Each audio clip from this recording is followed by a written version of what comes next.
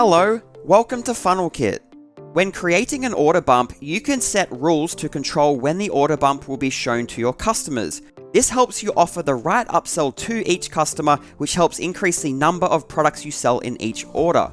For instance, a common rule might be showing an order bump only if a specific item is already in your customer's cart.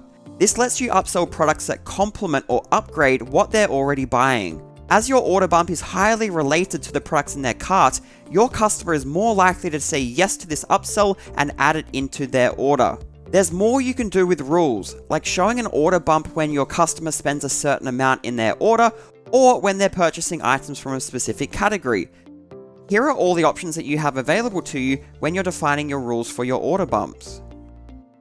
Our rules engine for order bumps is just one of the many powerful features included with FunnelKit. Other features include the ability for you to design high converting checkout pages, easily add one-click upsells to boost your average order value, and so much more. To start making more profit with your WooCommerce store, head to our pricing page to see our current deals.